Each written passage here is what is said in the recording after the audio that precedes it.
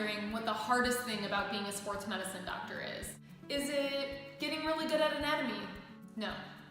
Could it be learning how to do all the new procedures? That's not it either. Is the hardest thing learning new diagnoses that you've never heard of before? No. The hardest thing about being trained in sports medicine is constantly changing sports allegiances. Now don't get me wrong, some people do all of their training at one place and then they don't have quite the issues that I've had. But guys, when I took this job, they told me I needed to drink the Kool-Aid, and that's what I'm gonna do.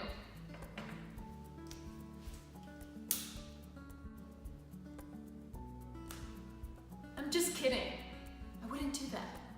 Guys, I swear I'm not a pyro. I'm not gonna burn my t-shirts. I like t-shirts way too much for that. I'll just wear them to bed or something.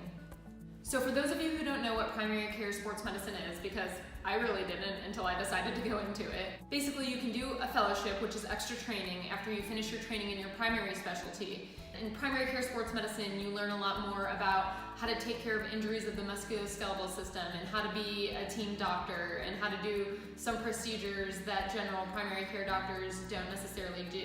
I love knowing anatomy, I love knowing how the different muscles and tendons work, and I like that these injuries are something that I can see is wrong and then I can figure out how to fix it. So for me, it was a perfect way to top off my family medicine training. So as you might guess, a lot of people who go into sports medicine are huge sports fans, me included.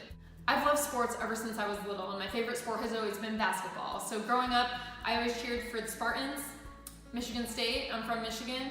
But as I progressed through my training, it's really, really hard not to get into the teams that you're working with. And so I moved down to North Carolina for residency, and I did my family medicine residency at Wake Forest. And so while I was there, I did a lot of sports coverage, but I didn't really get to work with the Wake Forest team. So I didn't become a huge Wake Forest fan. I was still loyal to my Spartans. I would cheer for them against everybody else. And I would cheer for the local college teams that I helped cover. When I got to fellowship, that's where the real trouble started. So I was at UNC, and of course, I became the biggest UNC Tar Heels basketball fan for 1 year. As a fellow at UNC, I had to work half of the home basketball games, but I was at every single one. And as the true greatest fan that I was, I even flew up to Brooklyn to watch them in the ACC tournament. When I say I go hard, I go hard. So that was a little bit tough for me because Michigan State is usually pretty good at basketball, but stuck by my Tar Heels.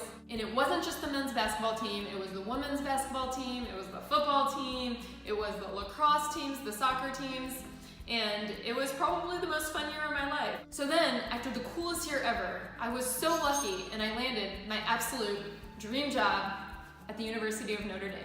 So I get to work with the college student population and I get to work with world-class athletes. How does it get much better than that? You're right, it doesn't. So this is just the perfect job for me. I love the college population and I'm so excited, and so far it's been amazing. I love it and I'm hoping to be here for a long time. So now what? What do I do about my fandom? Do I renounce my Michigan State fandom? That will always be there in the background. UNC, I'm sorry you had me for a year, but I gotta let you go.